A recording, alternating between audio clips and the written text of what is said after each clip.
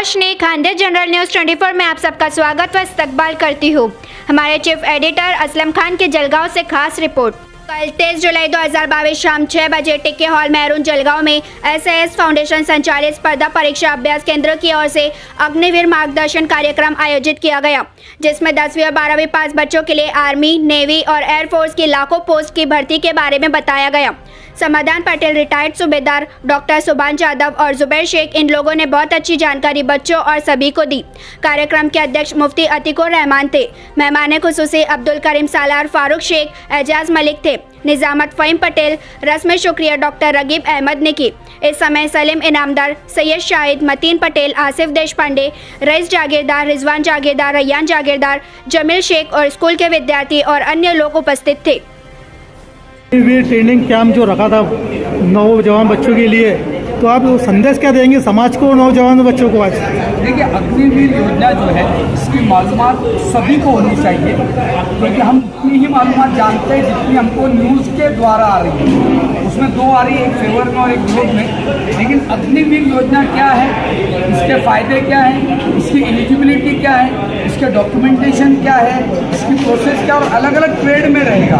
अग्निवीर बोले तो सिर्फ सब कोई फौज में लड़ेंगे नहीं, इसमें अलग अलग जो ट्रेड है उसका और आगे फ्यूचर क्या होगा, यह सब जानकारी देने के लिए सैयद अहमद शहीद रहमतुल्लाह अलैह फाउंडेशन की स्टडी सेंटर की ओर से आज हमने प्रोग्राम रखा था। अल्हम्दुलिल्लाह इसमें रिटायर्ड सूबेदार साहब, समाधान पाटिल साहब और डिफेंस के PhD doctor Subhash Yadav university में असिस्टेंट प्रोफेसर है, और एडवोकेट जुबैर साहब दुनिया से, इन्होंने हमारी रहनुमाई की और इसके डिटेल्स आज हमको मालूम पड़े, इसलिए हम सबका शुक्रिया अदा करते हैं। सर, आपका नाम? सर, रागिब अहमद, मैं साइकोलॉजिस्ट हूँ और स्पर्धा परीक्षा अभ्यास केंद्र का संचालक हूँ।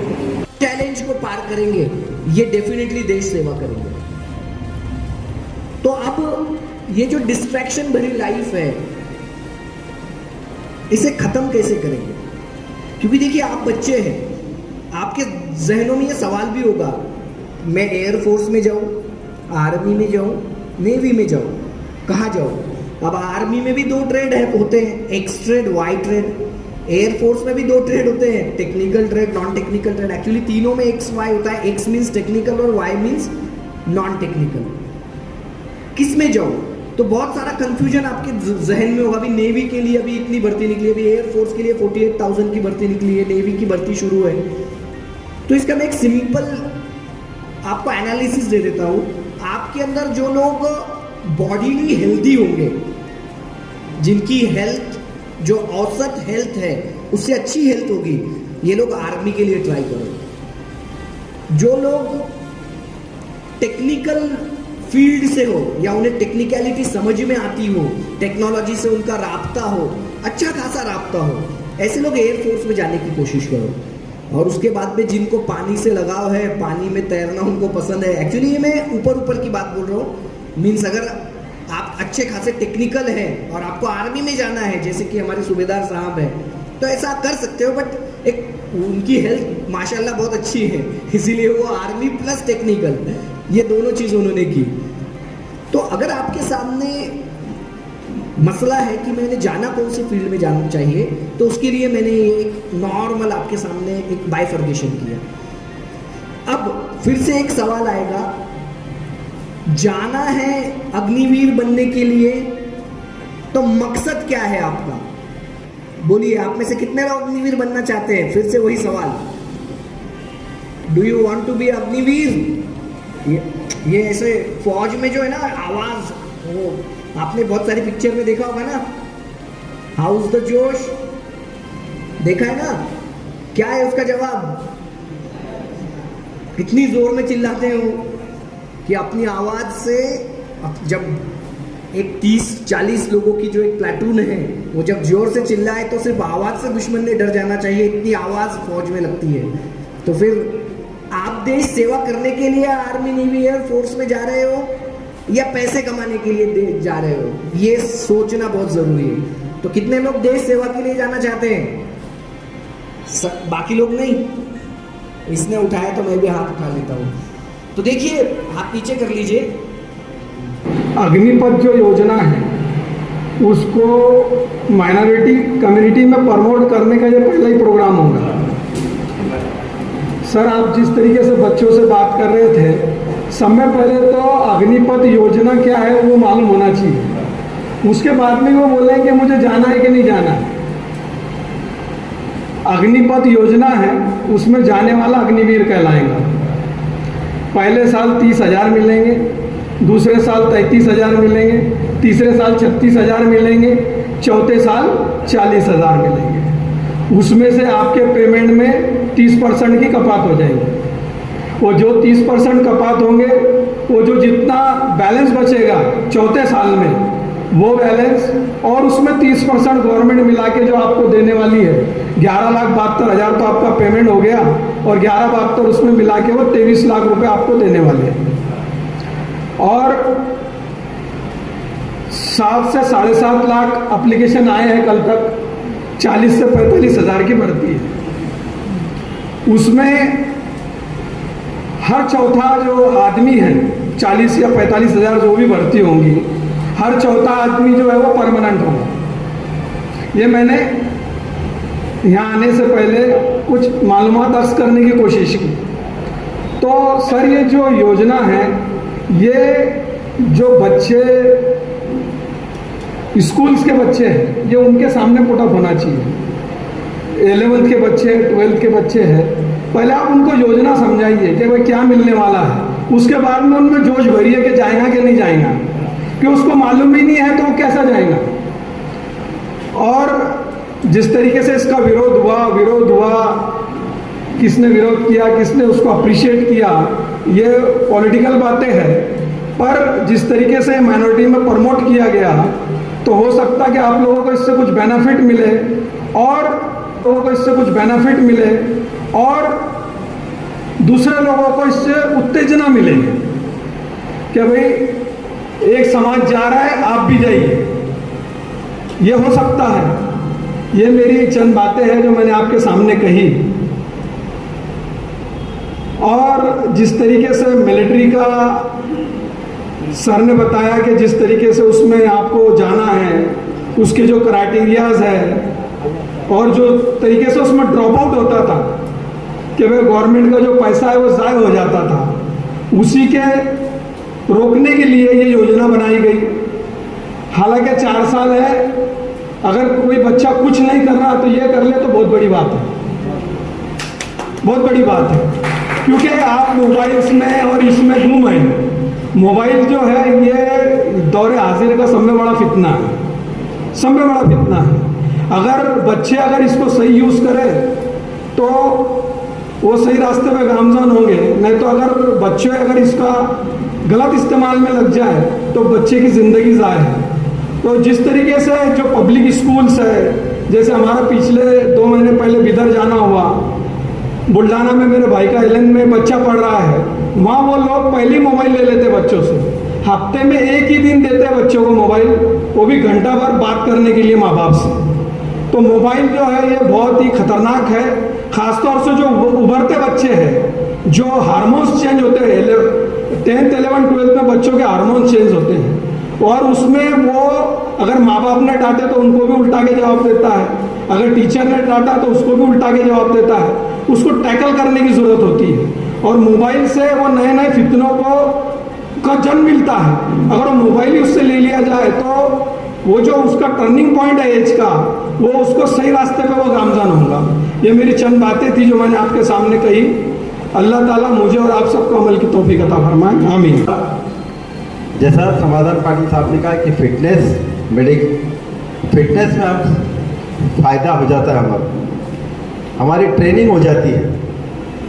आज हम एसोसिएशन चलाते हैं शूटिंग बॉल, शूटिंग के, फेंसिंग के, और वहाँ पे आज देखते हैं हम कि हमारे लोगों को रेड करके पकड़ा जाता है कि तुम ट्रेनिंग दे रहे।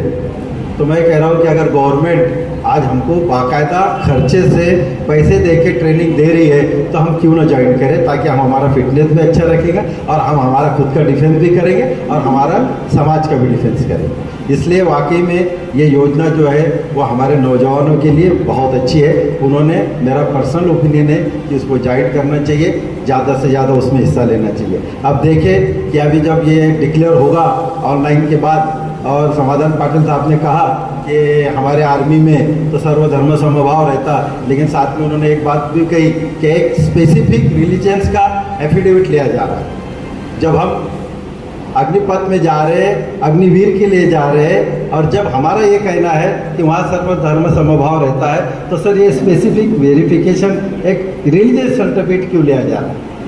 ये थोड़ा सा एक आपके बोलने के बाद मुझे डाउट आया। फिर हमको पता भी है कि कर्नल पुरोहित जैसो ने भी वहाँ ट्रेनिंग हासिल की है, और उन्होंने उसका क्या जवाब दिया। हमको बहुत सोचना है, लेकिन हमारी कौम और मिल्लत के लिए ये बहुत ज़रूरी है कि हम खुद तैयार हो जाएंगे, हम अपने आप को हम डिसिप्लिन बना लेंगे, क्योंकि 4 साल की इसमें हम डिसिप्लिन के एक नौजवान हमारी कौम को मिल सकता है। इसलिए मैं ज़्यादा वक्त न लूँगा, क्योंकि सबों ने अच्छी बात कही है। और एक बात सिर्फ कहूँगा कि अगर वाकई में हमारी गवर्नमेंट ऑफ इंडिया को ये अग्निपथ योजना लानी थी, तो वायनाड कायदे मंडल है, उन्होंने वो जाके हाउस में उसको बाकायदा जितने भी हमारे पॉलिटिशियन थे जहाँ कायदे बनते उनके सामने ये विषय रख कर इसको लेना था, जाके जो अपोज हुआ, जो करोड़ों रुपए की हानि हुई, करोड़ों अरबों रुपए की हानि हुई, हमारे नौजवान रोड पे आए, रेलवे चलाए, अच्छे चलाए, बहुत बड़े नुकसान किए उन्होंने। तो अगर ये हमारे एमपीएस को अगर विश्वास में लेके कायदे बनाए जाते थे तो और अच्छा रहता था, ताकि लोगों में आज जो ये है कि भाई इसको अपोज क्यों हो रहा, इसके फेवर क्यों जा रहे, तो वो भी एक बात क्लियर हो जाती है। खैर इसमें ज़्यादा बोलने की ज़रूरत नहीं है। मुझे यहाँ बुलाया एसएस फाउंडेशन ने, यहाँ मेहमान करके इज्जत बख्शी, इसलिए मैं उनका शुक्रिया अदा करता हूँ। अल्लाह हाफ़िज़। नज़र से देखता हूँ कि मौजूदा हालात में हमारे बच्चे ज़्यादा से ज़्यादा इसके अंदर जाए। 4 साल की ट्रेनिंग एक तरीके से एक मजबूत इंसान बनने की ट्रेनिंग है, और फिर किसी का हो ना हो ये कैलकुलेशन एक तरफ, रिस्क देने वाला ऊपर बैठा है। हमारी रोजी रोटी की फिक्र उसको ज्यादा है। रोजी रोटी का मसला नहीं है। आज अगर हमको परमानेंट नौकरियां नहीं मिल रही है, आज हमारे लिए ऐसे वसाइल नहीं कि जहां पर हम कारोबार करें, बैंक हमारे हुलिये को देखकर, एरिया को देखकर लोन नहीं देती है, तो जो कुछ पैसा मिलेगा उससे आपको जो तो आगे अपने कारोबार करने के लिए मौका मिलेगा। नौकरियों में अलग अलग दिन में जो आपको परसेंटेज दिया गया है, रिजर्वेशन दिया गया है, उसका फायदा जरूर मिलेगा। इसलिए मैं बता दूं, मैंने हमारे वकील साहब से कहा, जमीर भाई से, कि हमारे जागीरदार साहब एकदम हुक्म डाल देते हैं कि ऐसा प्रोग्राम लिया हुआ। मैंने आपको बताया नहीं, हमने इसकी पूरी डिटेल निकाल कर, और इसका पूरी डिटेल बहुत ज्यादा है।